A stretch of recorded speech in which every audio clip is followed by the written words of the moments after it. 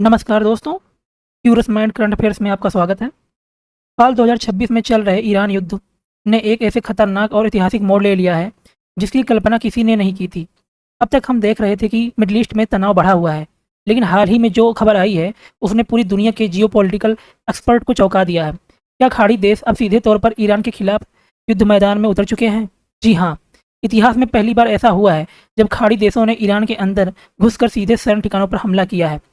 Bahrain और Kuwait ने बेहद गोपनीय तरीके से ईरान की सीमा के भीतर अपने लड़ाकू विमान भेजे और वहां के कई सैन्य ठिकानों को तबाह कर दिया।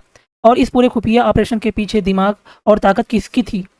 संयुक्त अरब अमीरात यानी यूएई की, जिसने न सिर्फ सटीक खुफिया जानकारी दी बल्कि हमला करने वाले विमानों को हवाई सुरक्षा भी मुहैया कराई।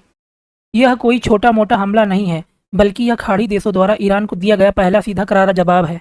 आज के इस वीडियो में हम गुप्त ऑपरेशन का पोस्टमार्टम करेंगे। हम जानेंगे कि आखिर खाड़ी देशों को यह कदम क्यों उठाना पड़ा, यूएई ने इसमें क्या भूमिका निभाई और कैसे इस हमले ने पूरे मिडल ईस्ट को एक विनाशकारी महायुद्ध के मुहाने पर लाकर खड़ा कर दिया है।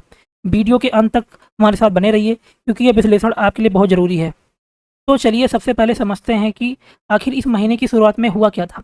अब तक खाड़ी देश इस युद्ध में इनडायरेक्टली शामिल थे, लेकिन अब वे सीधे तौर पर ईरान के सामने आ खड़े हुए हैं। सूत्रों के मुताबिक यह हमला पूरी तरह से गुप्त रखा गया था। बहरीन और कुवैत के अत्याधुनिक लड़ाकू विमानों ने ईरानी हवाई क्षेत्र में गहराई तक प्रवेश किया। उनका निशाना कोई आम ठिकाने नहीं थे, बल्कि ईरान की सबसे बड़ी ताकत यानी उसके ड्रोन और मिसाइल स्टोरेज डिपो और अन्य महत्वपूर्ण स्वर्ण प्रतिष्ठान थे। इन ऑपरेशन में रणनीतिक रूप से तीन देशों ने मिलकर काम किया, बहरीन और कुवैत। इनके लड़ाकू विमान ने सीधे तौर पर ईरान के अंदर बमबारी की। संयुक्त अरब अमीरात यानी यूएई ने इस हमले में सबसे महत्वपूर्ण भूमिका निभाई। उसने ईरान के अंदर मौजूद ठिकानों की सटीक लोकेशन की जानकारी दी और हमलावर विमानों को सुरक्षित वापस लौटने के लिए एयर कवर प्रदान किया। आपको बता दें कि युद्ध की शुरुआत में यूएई ने कुछ हमले किए थे, लेकिन उसके बाद वह शांत था। इस ऑपरेशन के साथ यूएई की सक्रिय भागीदारी की एक बार फिर से वापसी हुई है। इस हमले ने यह साफ कर दिया है कि खाड़ी देशों की रणनीति अब पूरी तरह बदल चुकी है। पहले ये सभी देश अलग अलग रहकर अमेरिका का समर्थन करते थे, लेकिन अब वो ईरान के बढ़ते खतरे के खिलाफ एक साथ मिलकर काम कर रहे हैं। अब सवाल उठता है कि आखिर बहरीन, कुवैत और यूएई ने इतना बड़ा जोखिम क्यों उठाया?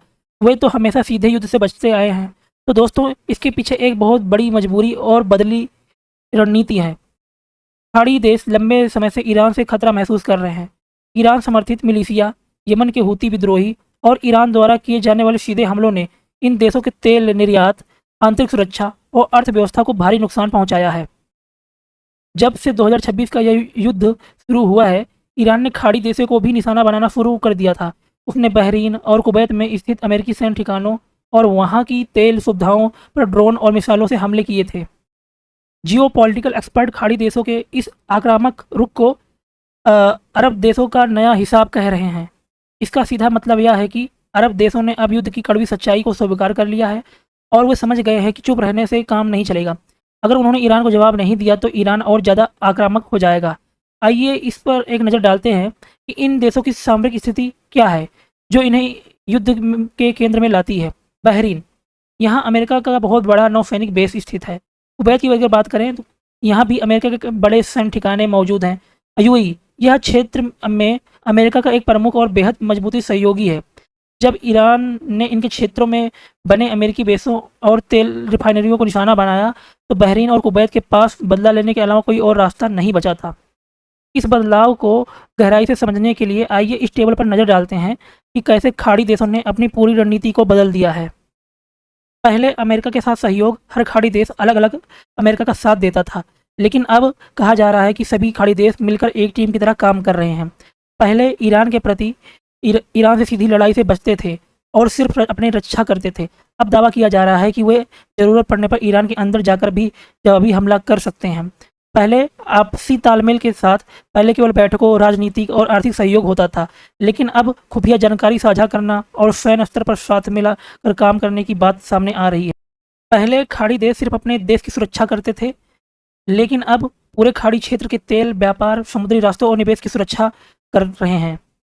इस टेबल से साफ है कि खाड़ी सहयोग परिषद यानी जीसीसी के देश जैसे सऊदी अरब, यूएई, बहरीन और कुवैत अब ईरान के एक्सपेंशन को लेकर बेहद गंभीर हैं। यह लंबा खिंचता जा रहा युद्ध उनके तेल व्यापार को प्रभावित कर रहा है। जिसके कारण समुद्री मार्ग असुरक्षित हो गए हैं। इसके अलावा इसका सीधा असर उनके पर्यटन और विदेशी निवेश पर भी पड़ रहा है, जो उनकी अर्थव्यवस्था की रीढ़ है। यूएई का इस ऑपरेशन में खुफिया जानकारी देना और हवाई सुरक्षा प्रदान करना यह साबित करता है कि आने वाले समय में हमें खाड़ी देशों का एक साझा हवाई रक्षा तंत्र या संयुक्त सैन्य अभियान भी देखने को मिल सकता है। दोस्तों, इस हमले का ईरान पर क्या असर होगा? एक्सपर्ट का मानना है कि इन हमलों ने ईरान की आर्थिक और सैन्य क्षमता पर भारी दबाव बना दिया है। ईरान पहले से ही अमेरिका और इजरायल के घातक हमलों से जूझ रहा है। अब अगर खाड़ी देश भी इस युद्ध में सीधे तौर पर शामिल हो जाते हैं तो ईरान चारों तरफ से घिर जाएगा। बहरीन और कुवैत ने जिन ड्रोन और मिसाइल गोदामों को नष्ट किया है, वो ईरान की हमला करने की मुख्य ताकत थे। इनके तबाह होने से ईरान की खाड़ी देशों पर हमला करने की क्षमता कमज़ोर हो जाएगी। भले ही यह हमला सीमित था, लेकिन इसका संदेश बिल्कुल साफ है। अब खाड़ी देश खामोश नहीं बैठेंगे। लेकिन कहानी का दूसरा पहलू बेहद डरावना है। ईरान ने इन हमलों की कड़ी निंदा की है और खुलेआम जवाबी कार्रवाई की धमकी दी है। इससे इस युद्ध के और ज़्यादा भड़कने का खतरा बढ़ गया है। ईरान के सामने सबसे बड़ी चुनौती यह है कि वह सीधे युद्ध लड़ने के बजाय अपने प्रॉक्सी का इस्तेमाल कर सकता है। वह इराक में मौजूद अपने समर्थक समूहों के जरिए कुवैत पर हमला करवा सकता है। वह यमन के हूती विद्रोही के जरिए यूएई और सऊदी अरब को निशाना बना सकता है। यानी अमेरिका इन देशों का समर्थन तो कर रहा है, लेकिन खाड़ी देश अब अपनी खुद की ताकत दिखाना चाहते हैं ताकि युद्ध की आग सीधे उनके शहरों तक ना पहुंचे। तो दोस्तों, लबो-लुबाव यह है कि बहरीन, कुवैत और यूएई का यह कदम यह दिखाता है कि खाड़ी देश अब एक लंबे समय तक चलने वाले युद्ध के लिए खुद को तैयार कर रहे हैं। वह ईरान को कमज़ोर करने का हर संभव रास्ता अपना रहे हैं। हालांकि वे एक पूर्ण विकसित युद्ध से बचना भी चाहते हैं, क्योंकि अगर पूरे खाड़ी क्षेत्र में बड़े पैमाने पर युद्ध छिड़ गया तो यह पूरी ग्लोबल इकोनॉमी और इस खूबसूरत क्षेत्र को तहस-नहस कर देगा। डिफेंस एक्सपर्ट का मानना है कि अगर खाड़ी देशों के ऐसे गुप्त और सटीक हमले जारी रहे तो मुमकिन है कि ईरान को अपनी रणनीति बदलनी पड़े और वह बातचीत के मेज पर आने के लिए मजबूर हो जाए। लेकिन फिलहाल के लिए दोनों ही पक्ष बेहद आक्रामक रुख अपनाए हुए हैं और मिडिल ईस्ट में शांति की उम्मीद दूर दूर तक नजर नहीं आ रही है।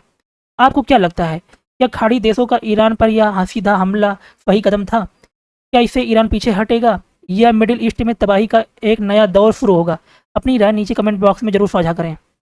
दोस्तों, अगर आपको यह वीडियो पसंद आया है तो लाइक करें, शेयर करें और हमारे चैनल को सब्सक्राइब करें और बेल आइकन दबाना ना भूलें। बहुत बहुत धन्यवाद।